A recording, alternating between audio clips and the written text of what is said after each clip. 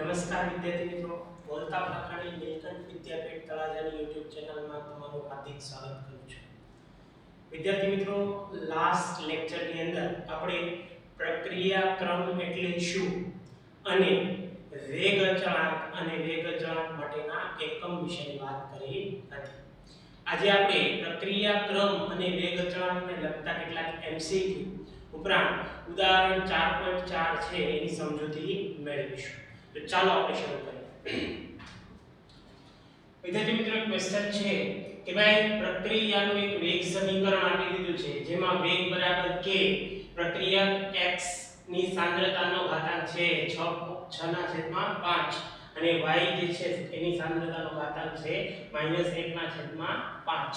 તો આ પ્રક્રિયા માટેનો પ્રક્રિયા ક્રમ જે છે આપણે ગણવાનો છે. બહુ સિમ્પલ ક્વેશ્ચન છે. આની અંદર માત્ર ને માત્ર આપણે શું કરવાનું છે, એવા પ્રક્રિયકની સાંદ્રતાના ઘાતાંકનો કુલ સરવાળો કરો એટલે આપણને પ્રક્રિયા ક્રમ મળી જાય. તો આપણે અહીંયા કહી શકીએ કે ભાઈ પ્રક્રિયા ક્રમ બરાબર પ્રક્રિયા x ની સાંદ્રતાનો ઘાત કેટલો છે 6/5, એનો સરવાળો જે છે આપણે કરીએ કોની હારે કે 1/5. અહીંયા જે છે એ વચ્ચેની નિશાની બદલાઈ જાય એટલે 6/5 -1/5. 5 ને સામાન્ય લઈ લઈએ આપણે તો અહીંયા 6 - 1/5 તો 5/5 બરાબર 1. એટલે આ પ્રક્રિયા છે એનો કુલ પ્રક્રિયા ક્રમ કેટલો છે 1 મળે છે. આવી રીતે આપણે બીજો સવાલ લઈએ તો બીજા સવાલમાં શું કીધું છે કે ભાઈ પ્રક્રિયક A અને B વચ્ચેની પ્રક્રિયા થાય છે જેમાં B ની સાંદ્રતા બમણી કરવાની છે તો વેગ 4 ગણો ઘટે છે. 4 ગણો ઘટે એટલે કેટલો થાય કે ભાઈ ચોથા ભાગનો જે છે વેગ થાય છે. તો B ના સંદર્ભમાં પ્રક્રિયા ક્રમ ગણવાનો છે. મતલબ કે B જે છે પ્રક્રિયક એનો પ્રક્રિયા ક્રમ જે છે આપણે ગણવાનો છે. જોઈએ આપણે અહીંયા સવાલ. તો પહેલા તો જે છે એ પ્રક્રિયા લખીએ તો પ્રક્રિયા કઈ રીતે છે કે ભાઈ A + B given નિપજ આપણને જે છે એ મળે છે. આની માટે વેગ સમીકરણ લખવું હોય તો વેગ સમીકરણ શું થાય કે ભાઈ વેગ બરાબર k a ની સાંદ્રતાની x ઘાત અને b ની સાંદ્રતાની y ઘાત લઈએ. કારણ કે પ્રક્રિયા ક્રમ આપણને ખબર નથી, આપણે ગણવાનો છે. અહીંયા જે છે આ વેગ છે એનો હું શરૂઆતનો વેગ v1 કહી દઉં. શરૂઆતનો વેગ હું કહી દઉં v1 અને હું સમીકરણ 1 આપી દઉં છું. હવે વિદ્યાર્થી મિત્રો શું કરવાનું છે, આપણે b ની સાંદ્રતા કેટલી કરવાની છે, આપણે બમણી કરવાની છે. તો વેગ કેટલો થશે 4 ગણો થશે. તો આપણે એ જે શરત છે એનું પાલન કરીએ તો આપણે કહી શકીએ કે અહીંયા v2 બરાબર v1/4 થશે. કે ભાઈ અંતિમ જે વેગ છે એ કેટલો હશે કે ભાઈ 4 ગણો થશે. ક્યારે થશે કે ભાઈ જ્યારે આપણે v2 બરાબર સાંદ્રતા કોની બમણી કરશું, v ની સાંદ્રતા બમણી કરીએ કે ભાઈ v2 બરાબર k, a ની સાંદ્રતા એમનેમ રહેવાની અને b ની સાંદ્રતા કેટલી કરી નાખીએ આપણે બમણી કરી નાખીએ. તો આવા સમયે જે છે આપણે વેગ છે એ કેવો થઈ જશે કે ભાઈ એ 4 ગણો ઘટે છે. જે શરૂઆતનો વેગ છે એના કરતા 4 ગણો ઘટે છે. હવે આપણે આ બંને સમીકરણ છે એનો ગુણોત્તર લઈએ તો અહીંયા પહેલા જે છે એ આપણે v2/v1 જે છે લઈએ આપણે અહીંયા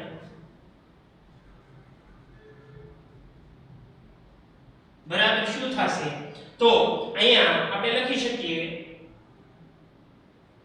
v2 શું છે કે ભાઈ k a ની x ઘાત અને 2b ની y છેદમાં k a ની x ઘાત અને b ની y ઘાત. વિદ્યાર્થી મિત્રો, આપણે અહીંયા v2 જે છે એની જગ્યાએ આપણે v1/4 લખી શકીએ. એટલે અહીંયા હું જે છે લખું છું કે ભાઈ v1/4/v1 બરાબર કેટલા થશે તો કે અહીંયા k વાળું પદ ઉડી જશે, k ઉડી જશે. અહીંયા જે છે 2 છે એને બહાર લઈએ તો 2 ની ઉપર y ઘાત b ની ઉપર એ y ઘાત લખી શકીએ આપણે એના છેદમાં શું થશે કે ભાઈ a વાળું પદ બધું ઉડી ગયું એટલે છેદમાં વધ્યું b ની ઉપર y ઘાત આ પદ એ ઉડી ગયું એટલે વધ્યું શું કે ભાઈ v1 ઉડી ગયું 1 ના છેદમાં 4 બરાબર 2 ની ઉપર y ઘાત હવે જો આવું જ્યારે તમને પદ મળે ને વિદ્યાર્થી મિત્રો ત્યારે તમારે શું કરવાનું છે કે બંને બાજુ જે છે તમે log લઈ અને આ સમીકરણ છે એનું સાદું રૂપ આપી શકો છો અને તમને જવાબ મળી જાય અને આના ઉપરથી તમને જે છે એ y ની કિંમત જે છે મળી જશે વિદ્યાર્થી મિત્રો y ની કિંમત જે છે અહીંયા તમે બંને બાજુ log લઈને મેળવી શકો છો જો વિદ્યાર્થી મિત્રો તમને log ન આવડતા હોય તો આવા સમીકરણો સોલ્વ કરવા તમને ક્યારેક મુશ્કેલી પડી શકે છે અને આપણા આ ચેપ્ટરની અંદર આગળ આપણે log જે છે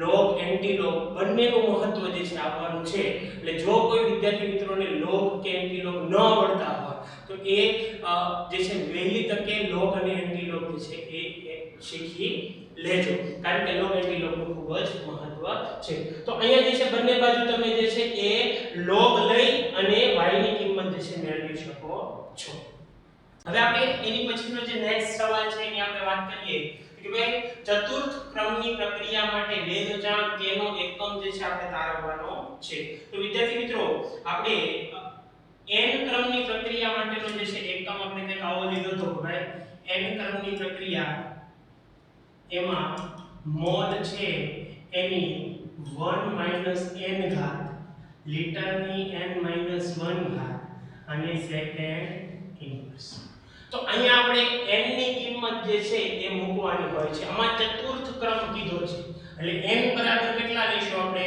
4 લઈશું હવે n બરાબર 4 લઈએ આપણને જે છે એ ચતુર્થ ક્રમની પ્રક્રિયા માટે વેગચાંકનો એકમ જે છે એ મળે છે અહીંયા k બરાબર મોલ 1 4 લીટર 4 1 સેકન્ડ ઇન્વર્સ એટલે આપણે એને લખવો હોય તો આપણે લખી શકીએ k બરાબર મોલની -3 ઘાત લીટરની 3 ઘાત સેકન્ડ ઇન્વર્સ તો આ જે છે એ ચતુર્થ ક્રમની પ્રક્રિયા માટેનો વેગચાંકનો એકમ છે એની પછીનો જે નેક્સ્ટ સવાલ છે જે અગત્યનો છે આવા ક્વેશ્ચન ઘણી વખત પૂછાતા હોય છે તો આમાં આપણને એક પ્રક્રિયા આપી છે વિદ્યાર્થી મિત્રો ધ્યાનથી જોશો તો આ એક વાયુમય પ્રક્રિયા છે કેવી છે વાયુમય પ્રક્રિયા અને વાયુમય પ્રક્રિયાની અંદર આપણે બધા જાણીએ છીએ કે ભાઈ એમાં એની સાંદ્રતા જે છે સાંદ્રતા એ એનું દબાણ હોય છે શું હોય છે સાંદ્રતા એનું દબાણ હોય છે તો આ પ્રક્રિયાની અંદર NO ના સંદર્ભમાં દ્વિતીય ક્રમ છે અને O2 ના સંદર્ભમાં જે છે એ પ્રથમ ક્રમ છે આનું વેગ સમીકરણ લખવું હોય તો જે છે વિદ્યાર્થી મિત્રો કઈ રીતે લખી શકશો વેગ બરાબર k પ્રક્રિયા કોણ છે NO નો પ્રક્રિયા ક્રમ આપી દીધો છે હું આપ્યો છે જો તમને દ્વિતીય ક્રમ એટલે આનો જે છે એ પ્રક્રિયા ક્રમ કેટલો છે 2 છે અને O2 જે છે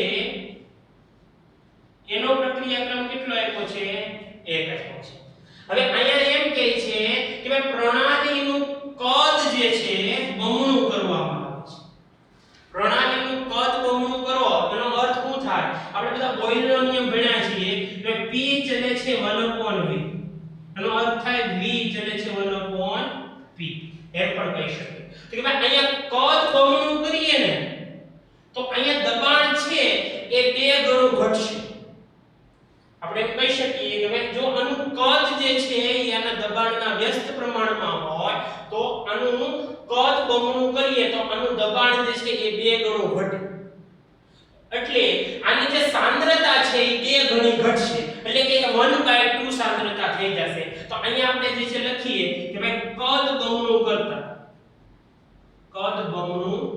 કરતા તો આ જે છે વેગ એને હું v1 કહી દઉં તો હવે જે છે એ કદ બમણું કર્યા પછી જે છે એ શું થશે કે ભાઈ v2 જે છે બરાબર k સાંદ્રતા હવે કેટલી થઈ ગઈ અડધી થઈ જશે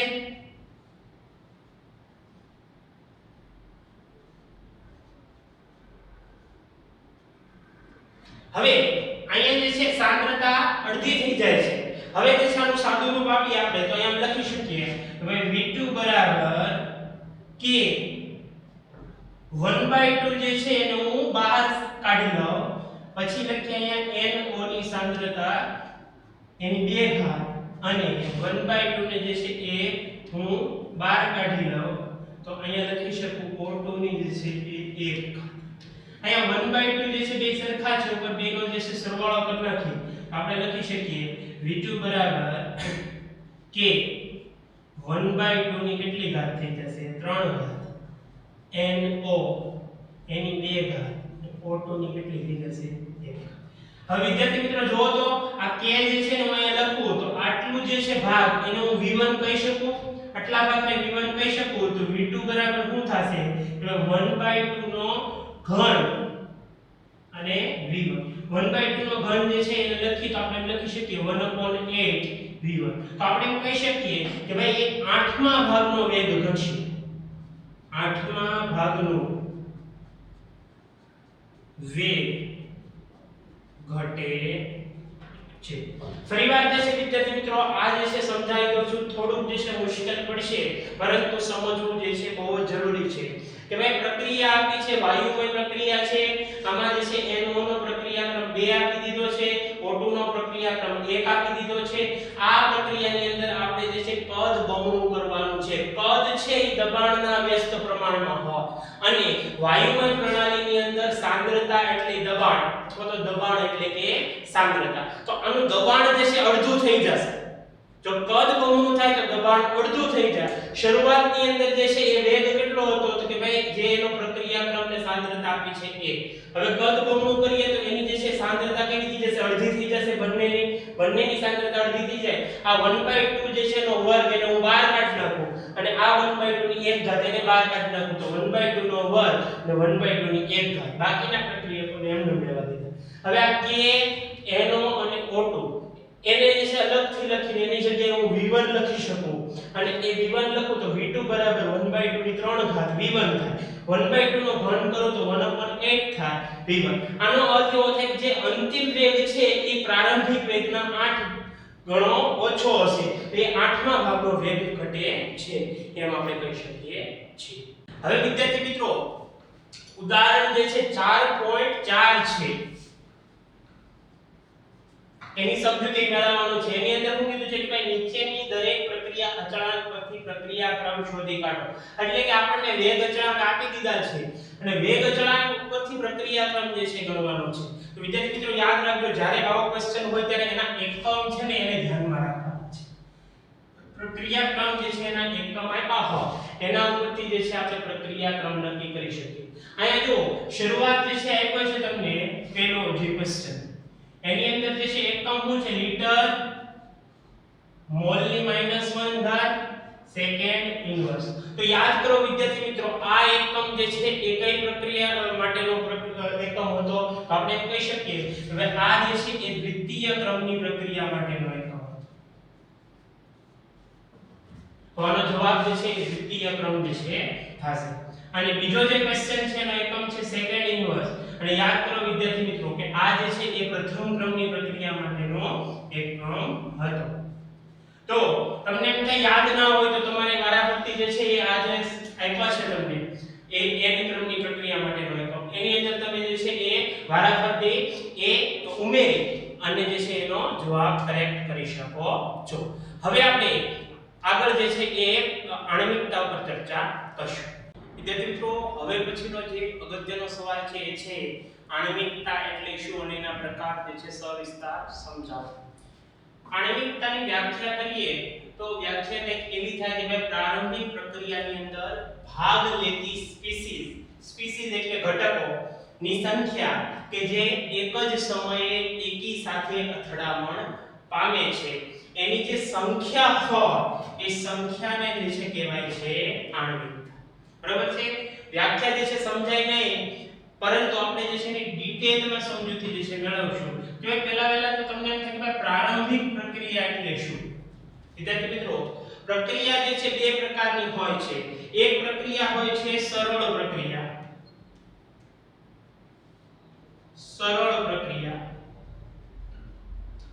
સરળ પ્રક્રિયાને કહેવાય છે પ્રારંભિક પ્રક્રિયા. તો તમને એમ થાય કે ભાઈ સરળ પ્રક્રિયા એટલે શું? કે ભાઈ સરળ પ્રક્રિયા એટલે બીજું કાંઈ નહીં કે જે પ્રક્રિયા એક જ તબક્કામાં થતી હોય, જે પ્રક્રિયા એક જ તબક્કામાં થતી હોય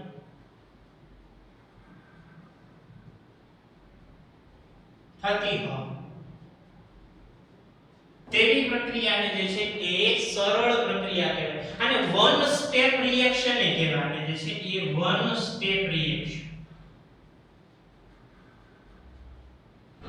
એટલે એક જ સ્ટેપ ની અંદર આ પ્રક્રિયા થાય છે. ધારો કે હું તમને એમ કહું કે પ્રક્રિયા જે છે A માંથી નિપજ B બનતી હોય, તો આવી જે પ્રક્રિયા હોય કે જે એક જ તબક્કાની અંદર પૂરી થતી હોય એવી પ્રક્રિયાને જે છે સરળ પ્રક્રિયા અથવા તો પ્રારંભિક પ્રક્રિયા, અથવા એક બીજું પણ નામ છે એનું, એ નામ છે એને પ્રાથમિક પ્રક્રિયા કહેવાય છે.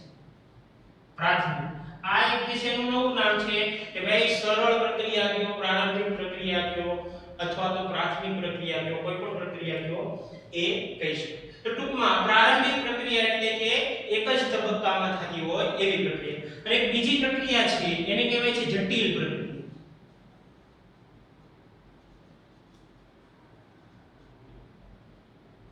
એના નામ ઉપરથી તમને લાગે કે ભાઈ થોડી મુશ્કેલ હોય એવી પ્રક્રિયા, કે ભાઈ આવી પ્રક્રિયાની વ્યાખ્યા કરે તો એવી થાય કે ભાઈ જે પ્રક્રિયા એક કરતા વધારે તબક્કામાં થતી હોય, જે પ્રક્રિયા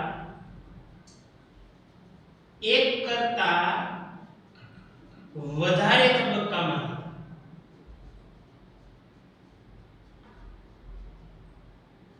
હતી, તો એવી પ્રક્રિયા જે છે એને કહેવાય છે જટિલ પ્રક્રિયા. એક્ઝામ્પલ રીતે હું તમને સમજાવું કે ભાઈ જો કોઈ એક પ્રક્રિયા જે છે એ A માંથી B બનાવે અને B માંથી C બનાવે અને C માંથી D બનાવે, તો અહીંયા A થી લઈને D ની જે પ્રક્રિયા જે છે એને આપણે જટિલ પ્રક્રિયા કહેવાય. શું કહેવાય? જટિલ. કારણ કે અહીંયા પ્રક્રિયા A છે એ પેલા મધ્યવર્તી નિપજ જે છે B બન્યો, B માંથી જે છે મધ્યવર્તી નિપજ C બન્યો અને ત્યારબાદ અંતિમ નિપજ જે છે એ D બને છે. તો અહીંયા A થી લઈને D સુધી જે છે પ્રક્રિયા થઈ તો એ કેટલા 1 2 અને 3 તબક્કામાં પૂરી થઈ. તો આવી જે પ્રક્રિયાઓ હોય કે જે એક કરતા વધારે તબક્કામાં થતી હોય તો એવી પ્રક્રિયાને જટિલ પ્રક્રિયા કહેવાય છે. તો પ્રારંભિક પ્રક્રિયા અને જટિલ પ્રક્રિયા જે છે એનો કોન્સેપ્ટ તમને સમજાઈ ગયો હશે. તો કે ભાઈ આપણે અહીંયા જે છે એ આણ્વિકતામાં કઈ પ્રક્રિયાની વાત કરવાની છે? સરળ પ્રક્રિયા. આપણે અહીંયા જટિલ પ્રક્રિયા જે છે એની વાત કરવાની નથી. માત્ર ને માત્ર સરળ અથવા તો પ્રારંભિક પ્રક્રિયાની જે છે એ વાત કરવાની છે. તો આપણે અહીંયા પ્રારંભિક પ્રક્રિયા જે છે એની ચર્ચા કરવાની છે. તો કે પ્રારંભિક પ્રક્રિયામાં ભાગ લેતી સ્પીસીઝ, સ્પીસીઝ નો અર્થ થાય ઘટકો, કે ભાઈ કયા કયા ઘટકો જે છે પ્રક્રિયાની અંદર ભાગ લઈ શકે છે. કે ભાઈ એની અંદર અણુ લઈ શકે, પરમાણુ જે છે પ્રક્રિયાની અંદર ભાગ લઈ શકે અને આયન જે હોય એ પણ પ્રક્રિયાની અંદર ભાગ લઈ શકે છે. કે ભાઈ અણુ, પરમાણુ કે આયનની જે સંખ્યા, અને ખાસ યાદ રાખજો એક જ સમયે એકી સાથે અથડામણ પામતા હોય છે અને આ જે છે અથડામણ પામે અને નિપજમાં ફેરવાય તો જે અથડામણ પામતા અણુ, પરમાણુ કે આયન છે એની સંખ્યા હોય તો એને જે છે એ આણ્વિકતા કહેવાય છે. તો આ જે અથડામણ છે એ અથડામણના સિદ્ધાંત ઉપરથી જે છે આ વ્યાખ્યા લેવામાં આવી છે. એટલે આણ્વિકતા એ અથડામણનો સિદ્ધાંત જેની આપણે ચર્ચા આ ચેપ્ટરમાં આગળ કરવાની છે એના ઉપરથી જે છે લેવામાં આવ્યો. અથડામણના સિદ્ધાંતની થોડીક માહિતી આપું તો અથડામણનો સિદ્ધાંત એમ કહે છે કે ભાઈ પ્રક્રિયકો જે છે એ એકબીજા સાથે અથડામણ પામી અને નિપજમાં ફેરવાય છે. ટૂંકમાં કેવું હોય કે ભાઈ ધારો કે આ પ્રક્રિયક A છે અને આ પ્રક્રિયક B છે. આ B અને A પ્રક્રિયક બે જે છે એક સમયે એક જ જગ્યાએ અથડામણ પામે. અથડામણ પામે એની વચ્ચે જે છે પ્રક્રિયા થાય અને આપણને જે છે એ નિપજ પ્રાપ્ત થાય છે. શું પ્રાપ્ત થાય છે? નિપજ. તો અથડામણનો સિદ્ધાંત એમ કહે છે કે પ્રક્રિયકો જે છે એ એકબીજા સાથે એક જ સમયે અથડામણ પામે. અથડામણ પામી એની વચ્ચે પ્રક્રિયા થાય અને નિપજ પ્રાપ્ત થાય છે. તો આ અથડામણનો સિદ્ધાંત છે. તો અહીંયા તો આપણે એમ કહી શકીએ કે આ પ્રક્રિયાની અંદર જોવો તો કે કેટલા પ્રક્રિયકો જોડાણા કે 1 અને 2. બે પ્રક્રિયકો જોડાણા એટલે આની આણ્વિકતા જો કેવી હોય તો આપણે કહી શકીએ 2 છે. કેટલી છે 2. તો આપણે હવે આણ્વિકતા જે છે એના પ્રકારની વાત કરીએ એટલે કે આણ્વિકતાના જે છે 3 પ્રકાર પડે છે.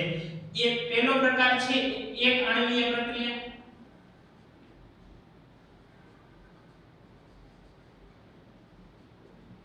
બીજો પ્રકાર છે દ્વિઆણ્વીય પ્રક્રિયા,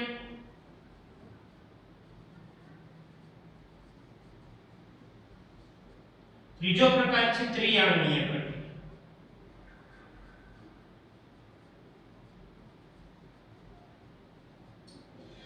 આ બધાની વ્યાખ્યા કરવી હોય તો એમ કરી શકીએ કે ભાઈ કોઈ પ્રારંભિક પ્રક્રિયાની અંદર એક જ અણુ ભાગ લેતો હોય તો એમ કહી શકીએ કે એક આણ્વીય પ્રક્રિયા છે. જો કોઈ પ્રારંભિક પ્રક્રિયાની અંદર બે અણુ ભાગ લેતા હોય તો એને દ્વિઆણ્વીય પ્રક્રિયા કહેવાય. અને જો કોઈ પ્રારંભિક પ્રક્રિયાની અંદર ત્રણ અણુ ભાગ લેતા હોય તો એવી પ્રક્રિયાને જે છે ત્રિઆણ્વીય પ્રક્રિયા કહેવાય. વિદ્યાર્થી મિત્રો હું તમને એમ કહું કે ભાઈ ધારો કે અહીંયા એક પ્રક્રિયક જે છે એ નિપજમાં ફેરવાય છે. તો અહીંયા શરૂઆતની અંદર જો કેટલા પ્રક્રિયક છે? એક જ પ્રક્રિયક છે. આની આણ્વિકતા કેટલી થશે? આણ્વિકતા બરાબર 1 થશે. આનું એક્ઝામ્પલ લો તો એક પ્રક્રિયા છે જે બહુ જ જાણીતી છે એમોનિયમ નાઇટ્રેટ. એમોનિયમ નાઇટ્રેટ નું વિઘટન એટલે કે એને તમે ગરમી આપો તો એ તૂટી જાય એટલે એમાંથી પાણી છૂટું પડે. કેટલા પાણીના અણુ છૂટા પડે? કે ભાઈ બે પાણીના અણુ છૂટા પડે. બે પાણીના અણુ છૂટા પડે અને વધારાની નિપજ તરીકે નાઇટ્રોજન ગેસ છૂટો પડે. તો અહીંયા તમે જુઓ અહીંયા કેટલા અણુ લીધા છે? કે ભાઈ એક જ અણુ લીધો છે આપણે. આની આણ્વિકતા કેટલી થશે? આની આણ્વિકતા જે છે એ 1 થશે. આણ્વિકતા જે છે એ 1 થશે. તો આપણે બીજી એક પ્રક્રિયા લઈએ કે ભાઈ આ A + B ગિવન નિપજ. તો અહીંયા તમે જોઈ શકો કેટલા પ્રક્રિયક લીધા છે? બે પ્રક્રિયક લીધા છે. તો આની આણ્વિકતા કેટલી થશે? 2 થશે. અથવા તો હું એમ લખી શકું A + A અથવા B + B નિપજ. તો આ ત્રણેય પ્રક્રિયાની અંદર તમે જોઈ શકો છો પ્રક્રિયક કેટલા લીધા છે? કે ભાઈ 2 લીધા છે. તો આની આણ્વિકતા કેટલી થશે? 2 થશે.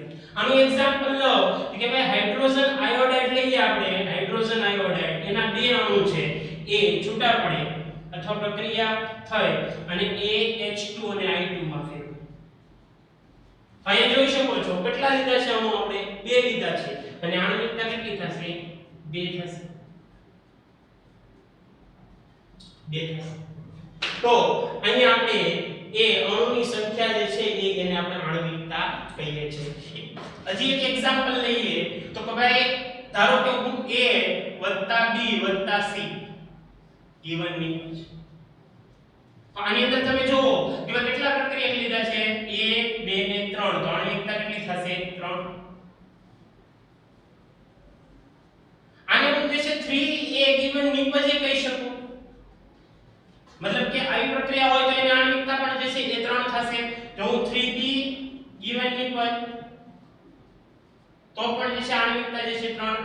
3C ગિવન નિપજ તો પણ આણ્વિકતા જે છે એ 3 થશે. લીધી હોય તો બરાબર છે.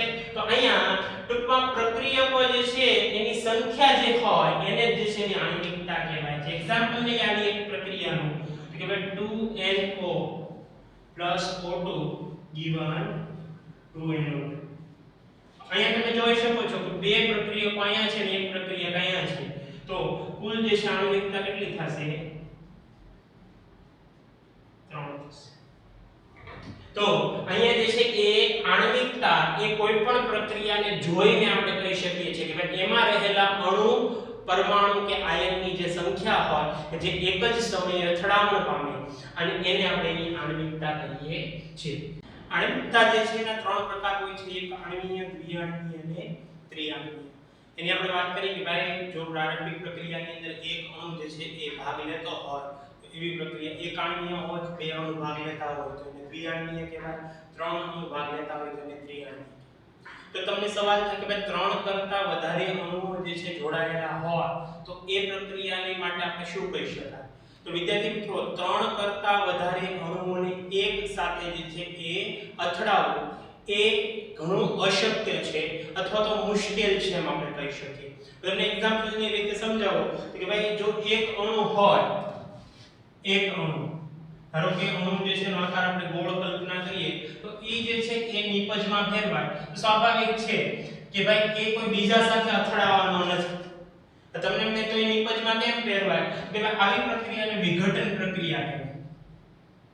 કેવી પ્રક્રિયા કહેવાય? વિઘટન.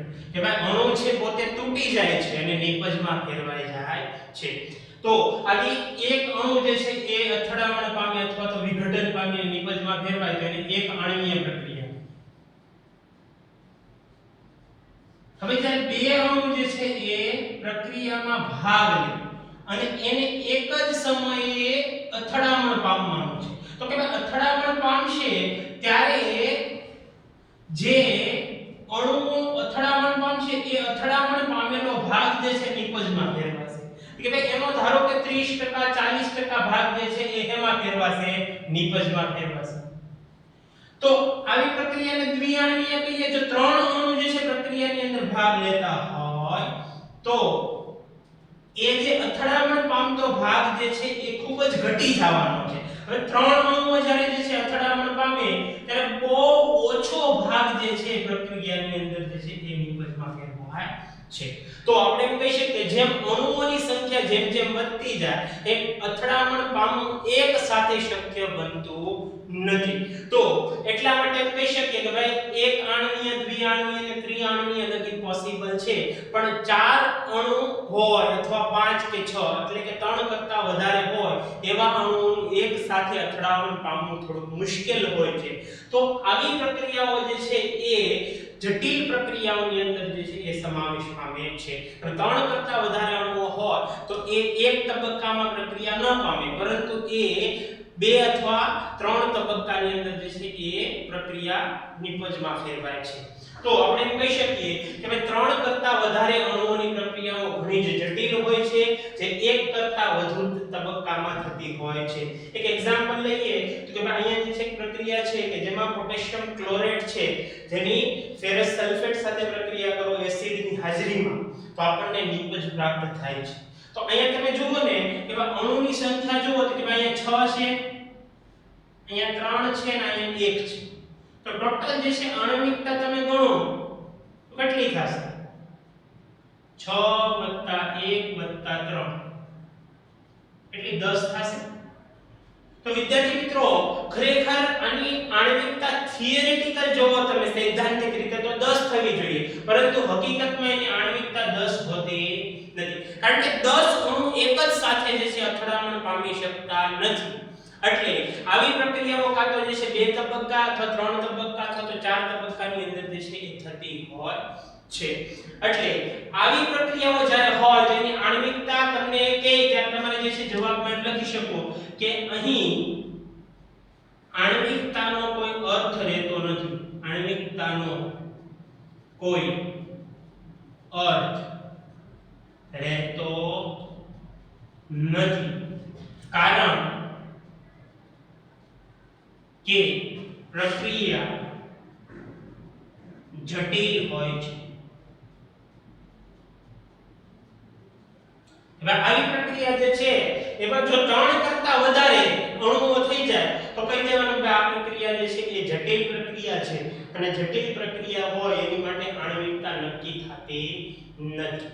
બીજો એક સવાલ જે છે વિદ્યાર્થી મિત્રો જે છે તમને કરવાનો છે કે ભાઈ આણ્વિકતા જે છે એનું મૂલ્ય જે છે એ શૂન્ય કે ઋણ હોઈ શકતું નથી.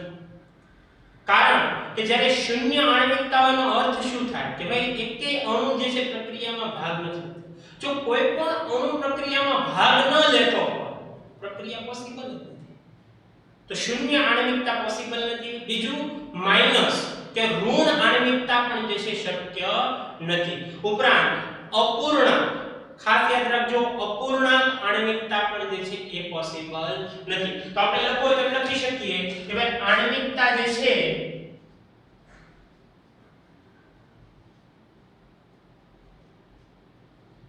એ શૂન્ય, નેગેટિવ એટલે કે ઋણ કે અપૂર્ણાંક હોતી નથી. પછી એક મુદ્દો આપણે લખ્યો તો કે જટિલ પ્રક્રિયા માટે આણ્વિકતા નો કોઈ અર્થ રહેતો નથી. જટિલ એટલે કે એક કરતા વધારે તબક્કામાં જો પ્રક્રિયા થતી હોય તો એની માટે જે છે આણ્વિકતા નક્કી થતી નથી. કારણ કે આણ્વિકતા માત્ર ને માત્ર પ્રારંભિક પ્રક્રિયા એટલે કે વન સ્ટેપ રિએક્શન હોય છે એની માટે જે છે પોસિબલ છે. એ એક કરતા વધારે તબક્કાની અંદર પ્રક્રિયા થતી હોય એની માટે જે છે એ ગણી શકાતું નથી. વિદ્યાર્થી મિત્રો, હવે પછીનો જે સવાલ જે એનસીઈઆરટી ની અંદર થિયરી ની અંદર પૂછાઈ શકે એવો સવાલ છે જે છે તફાવતના મુદ્દા લખો આણ્વિકતા અને પ્રક્રિયા. હવે પ્રક્રિયાક્રમ અને આણ્વિકતા વચ્ચે ફરક શું છે એની જે છે આપણે સમજીએ. તો એમાં પહેલો મુદ્દો જે લખી આપે એ બંનેની વ્યાખ્યા લખશું કારણ કે બંનેની વ્યાખ્યા અલગ અલગ પડે છે. પ્રક્રિયાક્રમની વ્યાખ્યા આપણે જે છે કઈ રીતે લખી હતી કે ભાઈ વેગ સમીકરણમાં અથવા તો વેગ નિયમમાં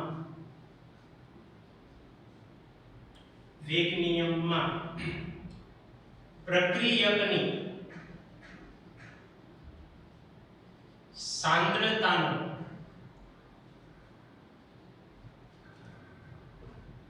ઘાતાંક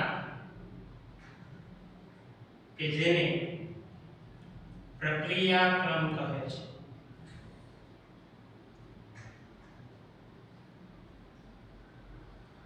એટલે એક્ઝામ્પલ તરીકે લઈએ કે ભાઈ A પ્રક્રિયક છે એના A મોલ અને B પ્રક્રિયક છે એના B મોલ એમાંથી આપણને નિપજ મળે.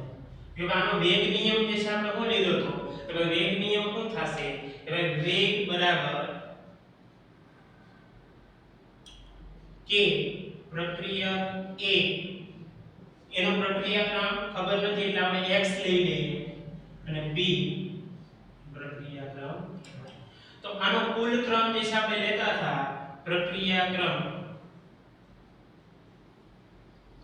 બરાબર x y જે છે એને આપણે શું કહીએ છીએ પ્રક્રિયાક્રમ. તો અહીંયા આણ્વિકતા માટે જે છે વ્યાખ્યાઓ લખી હતી આપણે કે ભાઈ પ્રારંભિક પ્રક્રિયાની અંદર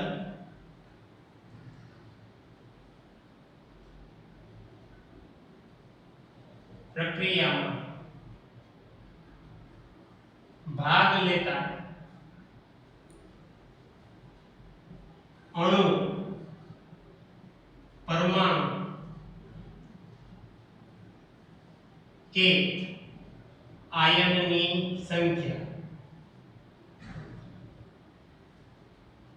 ને આણ્વિકતા કહે છે.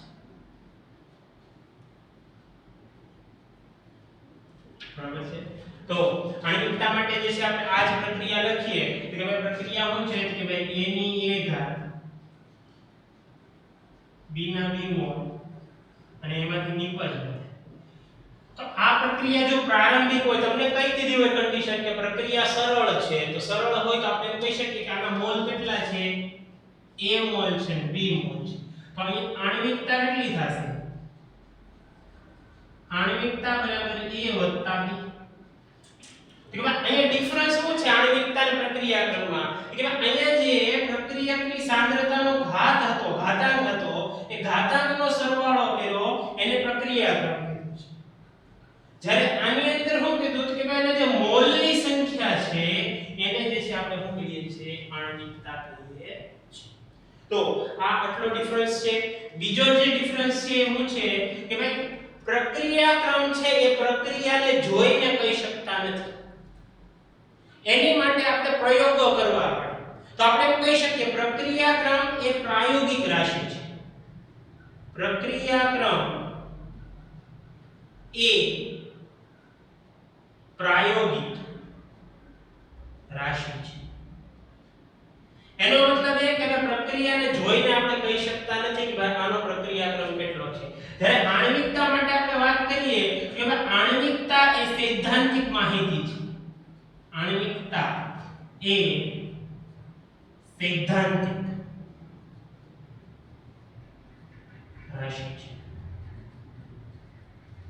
તો આપણે પ્રક્રિયાને જોઈને કહી દઈએ છીએ. આ પણ તમને કન્ડિશન એક આપી હોવી જોઈએ. જો તમને કન્ડિશન આપી હોય ને કે પ્રક્રિયા પ્રારંભિક છે તો તમે જે છે એ કહી શકો કે આ જે છે પ્રક્રિયા એક આણ્વીય છે, દ્વિઆણ્વીય છે કે ત્રિઆણ્વીય છે એ તમે કહી શકો છો. પછી ત્રીજો મુદ્દો જે છે લઈએ આપણે તો એ છે કે પ્રક્રિયાક્રમ છે ના મૂલ્યો કેવા હોય. કે પ્રક્રિયાક્રમ જે છે ક્રમના મૂલ્યો ધન હોઈ શકે, ઋણ હોઈ શકે, પૂર્ણાંક, અપૂર્ણાંક કે શૂન્ય પણ હોઈ શકે છે. કે એના મૂલ્યો કોઈ પણ પોસિબલ હોઈ શકે. એ ધન હોય, ઋણ હોય, પૂર્ણાંક, અપૂર્ણાંક, શૂન્ય કોઈ પણ જે છે કિંમત પ્રક્રિયાક્રમની પોસિબલ થઈ શકે. જ્યારે આણ્વિકતા માટે આપણે જે છે કહી શકીએ કે આણ્વિકતા માત્ર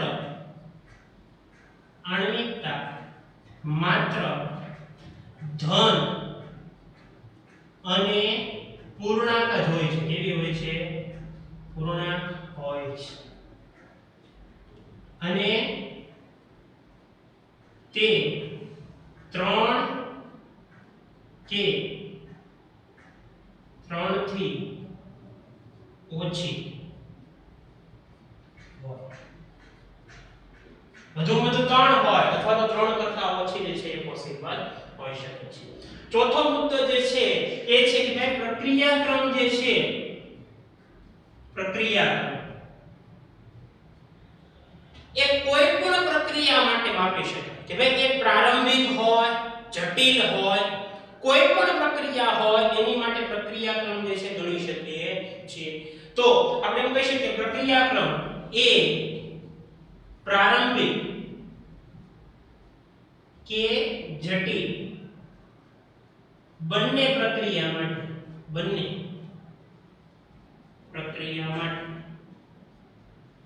ગણી શકાય છે. અને આણ્વિકતા છે માત્ર કોની માટે ગણી શકાય છે? પ્રારંભિક. એ લખી શકીએ આણ્વિકતા માત્ર પ્રારંભિક પ્રક્રિયા માટે ગણી શકાય છે. બરાબર છે? તો આ મુદ્દાઓ જે છે એ થિયરિટિકલ ક્વેશ્ચન ની અંદર જે છે બહુ કામના છે. તો તમને 3 માર્ક્સના ક્વેશ્ચન ની અંદર જે છે પૂછાઈ ગયા હોય તો એ તમે લખી શકો છો. તો આપણે સ્વાધ્યાયના કેટલાક પ્રશ્નો જે છે જોઈશું. વિદ્યાર્થી મિત્રો સ્વાધ્યાયનો 4.6 નો એક્ઝામ્પલ છે જેમાં રકમ કંઈક એવી છે કે ભાઈ એક રાસાયણિક પ્રક્રિયામાં પ્રક્રિયકના સંદર્ભમાં તેનો જે ક્રમ છે એ દ્વિતીય ક્રમ છે અને જો અહીંયા સાંદ્રતામાં ફેરફાર કરવામાં આવે તો વેગ કઈ રીતે બદલાશે. હવે સાંદ્રતામાં ફેરફાર શું કરવાનો છે કે ભાઈ સાંદ્રતા બમણી કરો અથવા તો સાંદ્રતા અડધી કરો. તો અહીંયા કઈ રીતે વેગને અસર કરે છે. અહીંયા એક રાસાયણિક પ્રક્રિયા આપણે કલ્પી શકીએ કે ભાઈ ધારો કે આપણે જે છે એક પ્રક્રિયા લઈએ R માંથી જે છે એ P બને છે. ધારો કે એક રાસાયણિક પ્રક્રિયા છે જેમાં પ્રક્રિયક એ નિપજમાં ફેરફાર છે. હવે આની માટે વેગ નિયમ શું છે કે ભાઈ વેગ બરાબર k પ્રક્રિયક R સાંદ્રતા એનો ઘાતાંક x. આપણને પ્રક્રિયાક્રમ આપી દીધો છે. કેટલો આપી દીધો છે? દ્વિતીય ક્રમ. એટલે અહીંયા x ની જગ્યાએ આપણે કેટલા લઈશું? 2. આ આપણું શું મળી ગયું? આપણને વેગ સમીકરણ મળી ગયું. હવે કન્ડિશન શું આપી છે? પહેલી કન્ડિશન શું કીધી છે? પહેલી કન્ડિશન સાંદ્રતા બમણી કરીએ. સાંદ્રતા બમણી કરતા. હવે આ જે છે v1 હતું, હવે v2 કેટલો થશે? તો v2 બરાબર આપણે અહીંયા km r ની સાંદ્રતા બમણી કરી નાખવાની છે. એટલે અહીંયા 2r કરવાનો છે. શું કરવાનો છે? 2r. અને ઉપર ઘાતાંક એમનેમ રહેશે. હવે જોવો તો અહીંયા વિદ્યાર્થી મિત્રો આપણે 2 છે એનો વર્ગ બહાર કાઢી લઈએ તો v2 બરાબર k * 2 નો વર્ગ * r ની 2 ઘાત. આ લખો તો આપણે લખી શકીએ v2 બરાબર 2 નો વર્ગ કેટલો થશે? 4 થશે. k r નો વર્ગ. વિદ્યાર્થી મિત્રો જો તો આપણે k r2 એની જગ્યાએ હું લખી શકીએ? v1 લખી શકીએ. અહીંયા લખું v2 બરાબર 4v. આપણે એમ કહી શકીએ 4 ગણો થાય. કેટલો થાય છે? 4 ગણો વેગ વધે છે. તો લખો તો આપણે કહી શકીએ કે ભાઈ સાંદ્રતા બમણી કરતા વેગ 4 ગણો થઈ જાય છે. બીજી કન્ડિશન જે છે વિદ્યાર્થી મિત્રો આપી છે આપણને અહીંયા કે ભાઈ સાંદ્રતા અડધી કરતા. સાંદ્રતા અડધી કરતા. તો અહીંયા વેગ છે v2 બરાબર શું થશે? k r ની સાંદ્રતા કેટલી કરી નાખવાની છે? r/2 એનો વર્ગ એમ થશે. આનો અર્થ એવો થાય કે 1/2 ની 2 ઘાત અને r ની પણ 2 ઘાત. તેને આપણે બહાર લઈ લઈએ આપણે તો k 1/2 જે છે એની 2 ઘાત કૌંસમાં r ની 2 ઘાત થશે. 1/2 નો વર્ગ કરો તો 1/4 થશે k r ની 2 ઘાત. k r નો વર્ગ એની જગ્યાએ આપણે v1 લઈ શકીએ એટલે v2 બરાબર 1/4 v1. એટલે આપણે એમ કહી શકીએ 4 ગણો ઘટે છે વેગ. 4 ગણો ઘટે છે. તો અહીંયા જવાબ જે છે આપણે એમ કંઈક લખી શકીએ કે ભાઈ જો સાંદ્રતા બમણી કરો તો વેગ 4 ગણો વધે છે અને સાંદ્રતા અડધી કરો તો વેગ 4 ગણો ઘટે છે. હવે નેક્સ્ટ એક્ઝામ્પલ જોઈએ તો એની અંદર શું કીધું છે કે ભાઈ સ્વાધ્યાય 4.9 નું એક્ઝામ્પલ છે કે ભાઈ એક રાસાયણિક પ્રક્રિયામાં A ના સંદર્ભમાં પ્રથમ ક્રમ છે અને B ના સંદર્ભમાં દ્વિતીય ક્રમ છે. અહીંયા આપણે જે છે ત્રણ કન્ડિશન આપી છે. સ્ટેપ બાય સ્ટેપ આપણે ત્રણ કન્ડિશન જોવાની છે. પહેલા તો હું પ્રક્રિયા જે છે લખી નાખું. ધારો કે આપણી પાસે પ્રક્રિયક A છે, પ્રક્રિયક B છે અને E નિપજમાં ફેરવાય છે. એમાં ફેરવાય છે નિપજ. વિદ્યાર્થી મિત્રો વેગ સમીકરણ લખીએ આપણે. એમાં પહેલી કન્ડિશન જ છે આપણને વિકલન વેગ સમીકરણ લખો. વિકલનીય વેગ સમીકરણ.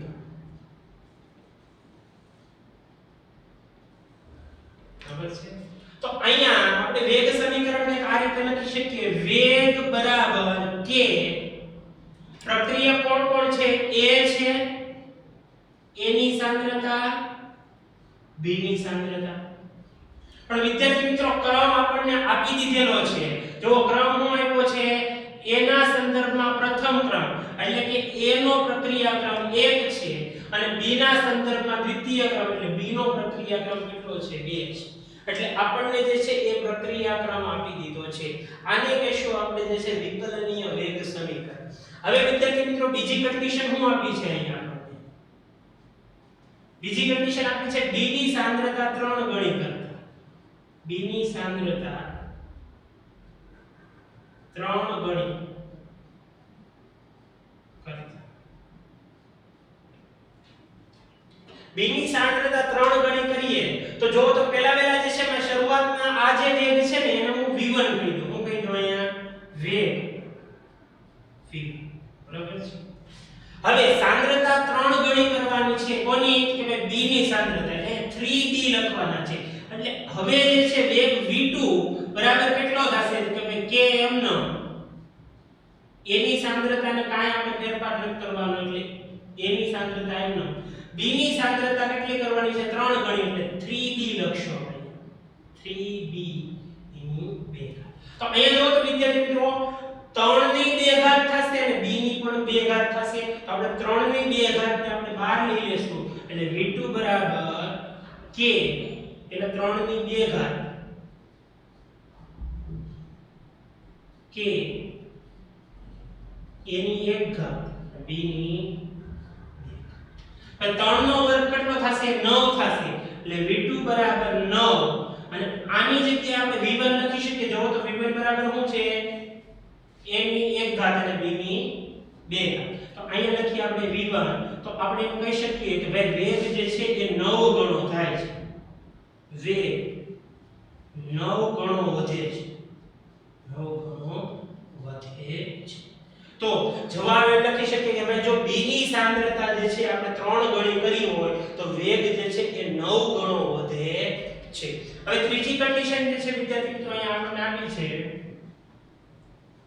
કે a અને b બંનેની સાંદ્રતા બમણી કરતા a અને b ની સાંદ્રતા બમણી કરતા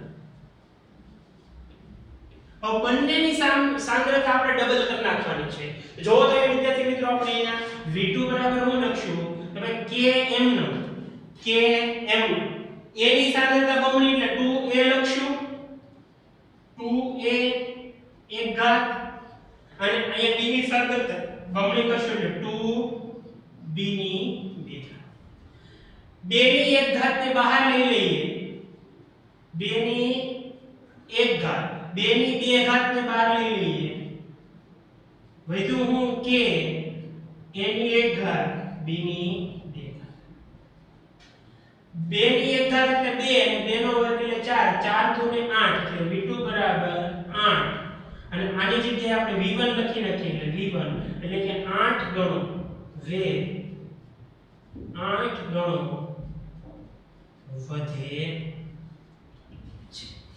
બરાબર છે તો આ રીતે આપણે એમ કહી શકીએ કે ભાઈ જો b ની સાંદ્રતા 3 ગણી કરી હોય તો વેગ 9 ગણો વધે છે અને જો a અને b ની સાંદ્રતા બમણી કરીએ તો વેગ જે છે 8 ગણો વધે છે આગળ જોઈએ આપણે વિદ્યાર્થી મિત્રો મેં તમને એક જે છે પ્રક્રિયાક્રમ પછી એક પ્રયોગ જે છે એ તમને ભણાવ્યો હતો છેલ્લા લેક્ચરની અંદર તમે જોઈ શકશો ચોથા લેક્ચરની અંદર તો એમાં સેમ એના જેવો જ દાખલો જે છે અહીંયા તમને આપેલો છે આપણે પરિવાર રિવિઝન થઈ જાય એટલે આપણે જે છે આ દાખલાની ગણતરી કરીએ અહીંયા શું કીધું છે કે તમને ત્રણ અલગ અલગ પ્રયોગ આપ્યા છે a અને b વચ્ચેની પ્રક્રિયા કરી છે અને અહીંયા આપણે જે છે પ્રક્રિયા ક્રમ મેળવવાનો છે તો પ્રયોગ 1 2 અને 3 જેમાં a ની સાંદ્રતા 0.20 0.20 ને 0.40 લીધી છે b ની સાંદ્રતા 0.30 0.10 અને 0.05 એટલે એની સાંદ્રતા ઘટાડી છે તો અહીંયા વેગ જે છે એ આપણને મૂલ્યો આપેલા છે આપણે અહીંયા જે છે એ માત્ર ને માત્ર પ્રક્રિયા ક્રમ ગણવાનો છે a અને b નો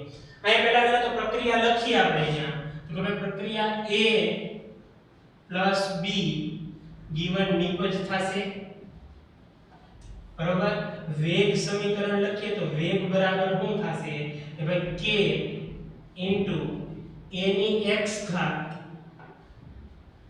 b ની y તો અહીંયા વિદ્યાર્થી મિત્રો આપણે x મેળવવાનો છે અને y મેળવવાનો છે બીજું કાઈ કરવાનું નથી x અને y જે છે મેળવવાનો છે હવે આના ઉપરથી આપણે જે છે ત્રણેય પ્રયોગ માટેના સમીકરણો લખી શકીએ અહીંયા પ્રયોગ 1 માટે લખીએ પ્રયોગ 1 ની અંદર જોવો તો વેગ કેટલો છે 5.07 ગુણ્યા 10 ની -5 બરાબર km નો a ની સાંદ્રતા જો કેટલી આપી 0.20 અને b ની સાંદ્રતા કેટલી આપી 0.30 બરાબર છે આને સમીકરણ હું 1 કહી દઉં હવે પ્રયોગ 2 માટે જે છે સમીકરણ 2 લખી આપણે એમાં જો વેગ કેટલો આપ્યો છે 5.07 ગુણ્યા 10 ની -5 ઘાત વિદ્યાર્થી મિત્રો ઘણા જે છે ઘણાની અંદર ટેક્સ્ટ બુકમાં બુકમાં જે છે પેલામાં 5.7 આપ્યો હશે તો એ સુધારો કરી નાખજો ટેક્સ્ટ બુકમાં. આમાં 5. ઘણામાં 5.07 છે તો એ 5.7 જે છે સુધારો કરી નાખજો. એ 5.07 અને 5.7 એમાં જે છે એ થોડો ઘણો ફેરફાર થઈ શકે છે. કે અહીંયા જે છે બીજા પ્રયોગ માટે સાંદ્રતા 0.20 છે A ની સાંદ્રતા અને B ની સાંદ્રતા કેટલી છે 0.10. સમીકરણ 2. પ્રયોગ 3 માટે જે છે આપણે લખીએ તો અહીંયા વેગ જે છે કેટલો આપ્યું છે 1.43. આને આપણે 14.3 ગુણ્યા 10 ની -5 ઘાત પણ લખી શકીએ છીએ. તો આપણે જે છે એ -5 બધામાં કોમન થઈ જાય માટે આપણે જે છે આ કિંમત લેશું 14.3 ગુણ્યા 10 - 5 બરાબર કે A ની સાંદ્રતા 0.40 છે x B ની સાંદ્રતા કેટલી છે 0.05. સમીકરણ પહેલા જે છે વિદ્યાર્થી મિત્રો આપણે જે છે સમીકરણ 1 ને સમીકરણ 2 વડે ભાગશું. પછી જે છે એ સમીકરણ એ 3 ને જે છે સમીકરણ 2 વડે કોઈ પણ સાથે ભાગી શકો એવું જરૂર નથી કે ભાઈ જે છે સમીકરણ 1 ને 2 વડે ભાગો 2 ને 1 વડે પણ ભાગી શકો. ટૂંકમાં બેનો ગુણોત્તર લ્યો એટલે અમુક જે પદ સમાન હશે એ ઉડી જશે અને જે બાકીના પદો હશે એના મૂલ્ય મળશે. એટલે આપણે પહેલા જે છે સમીકરણ 1 છે એને આપણે સમીકરણ 2 વડે ભાગીએ. સમીકરણ 1 ને 2 વડે ભાગતા બરાબર. સમીકરણ 1 જે છે એ આપણને આપ્યું છે 5.7 ગુણ્યા 10 - 5 એના છેદમાં શું થશે 5.07 ગુણ્યા 10 - 5 બરાબર. અહીંયા પહેલા સમીકરણની કિંમત છે k 0.20 x 0.30 y છેદમાં k 0.20 x 0.10. હવે જો વિદ્યાર્થી મિત્રો આની અંદર કયા પદ ઉડી જાય છે તો આમાં k ઉડી જશે x વાળો પદ ઉડી જશે. આ બેમાં જે છે એ 10 - 5 10 - 5 ઉડી જશે. એ 5.7 ને 5.07 વડે ભાગશો એટલે એપ્રોક્સિમેટલી જવાબ જે છે ને વિદ્યાર્થી મિત્રો 1 આવશે. 1 ની નજીક. એટલે આપણે 1 લઈ લઈએ અહીંયા તો 1 બરાબર અહીંયા કેટલું કીધું 0.30 ના છેદમાં 0.10 એની y. હવે અહીં 1 બરાબર શું થશે એટલે કે 3 ની y. વિદ્યાર્થી મિત્રો આવો જ્યારે ક્વેશ્ચન આવે ને ત્યારે ઘણા વિદ્યાર્થીઓ કન્ફ્યુઝ થઈ જાય છે. તો અહીંયા કરવાનું છે તમારે બંને બાજુ log લઈ લેવાનું. અહીંયા હું log લઉં તો log 1 થશે. અહીંયા શું થશે કે log 3 ની ઉપર y. log નો નિયમ છે કે ભાઈ જ્યારે ઘાતાંક ઉપર હોય જે કિંમત હોય ને આગળ log હોય તો જે ઘાતાંકમાં કિંમત હોય એ આગળ આવી જાય છે. જે અહીંયા જે છે સમીકરણ હું તમને લખાવી દઉં તમને કદાચ જે છે કામ આવે કે ભાઈ log a raised to x હોય તો અહીંયા x log a લખી શકાય. આ જે છે ગણિતની અંદર સમીકરણ છે ફિઝિક્સમાં પણ તમારે ઘણી વખત આવશે. બરાબર છે. તો અહીં આપણે લખી શકીએ કે ભાઈ જે ઉપર કિંમત છે ને આપણે આગળ લઈ લઈએ તો અહીં log 1 બરાબર y આગળ આવી જાય અહીંયા log 3. અહીંયા y ને કરતા બનાવું તો y બરાબર log 1 ના છેદમાં log 3. log 1 ની કિંમત 0 છે એટલે 0 ના છેદમાં જે કાઈ કિંમત આવે એનો જવાબ 0 જ આવશે. એટલે y બરાબર 0 આવશે.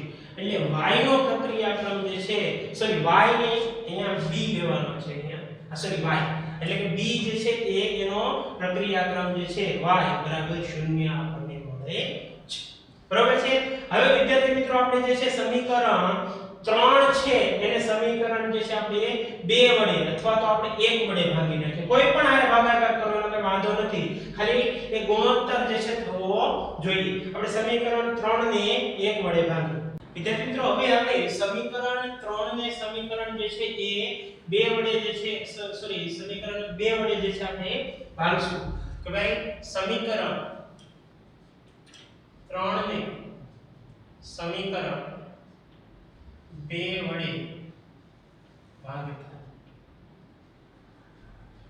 તો અહીંયા જોવો તો કે ભાઈ સમીકરણ 3 છે એની કિંમત આપી છે 14.3 એને ગુણ્યા 10⁻⁵ એના છેદમાં સમીકરણ 2 ની કિંમત છે એ 5.07 એને ગુણ્યા 10⁻5 બરાબર આપ્યું છે કે 0.40 ની x ઘાત અને 0.05 ની y છેદમાં 0.20 ની x ઘાત અને 0.10 ની વિદ્યાર્થી મિત્રો અહીંયા આ બેનો ભાગાકાર કરશો એટલે અંદાજેની કિંમત જે છે 2.82 જેવી મળે છે બરાબર છે અને કે ઉડાડી દઈએ અહીંયા y જે છે ને y એની કિંમત 0 છે એટલે 0.05 ની 0 ઘાત લઈએ તો કિંમત 1 થાય અને જો 0.10 ની 0 ઘાત લઈએ તો કિંમત કેટલી થાય 1 એટલે આ બેને ન લખો તો પણ ચાલે એટલે અહીંયા વધુ હું તો કે 0.40 ના છેદમાં 0.20 અને એની x આ બેનો ભાગાકાર કરો તો 2 આવે 2.82 બરાબર 2 ની x હવે એ બંને બાજુ log લઈ લો અહીંયા log લ્યો તો log 2.82 બરાબર અહીંયા log લ્યો તો log 2 ની x ઘાત છે એ નીચે આવી જશે log 2.82 બરાબર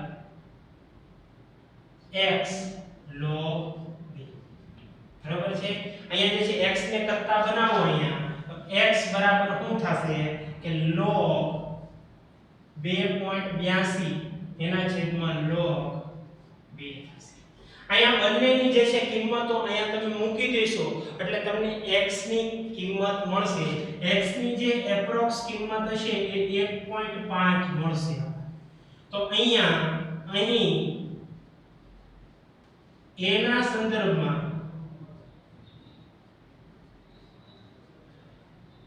પ્રક્રિયા ક્રમ 1.5 અને b ના સંદર્ભમાં પ્રક્રિયા ક્રમ 0 મળે છે વિદ્યાર્થી મિત્રો અહીં સુધી આપણે આ લેક્ચર રાખીએ છીએ અને આ પછીના લેક્ચરની અંદર આપણે સંકલિત વેગ સમીકરણ કે જેમાં શૂન્ય ક્રમ પ્રથમ ક્રમ અને આભાસી પ્રથમ ક્રમ છે એના ઉપર આપણે ચર્ચા કરવાની છે થેન્ક યુ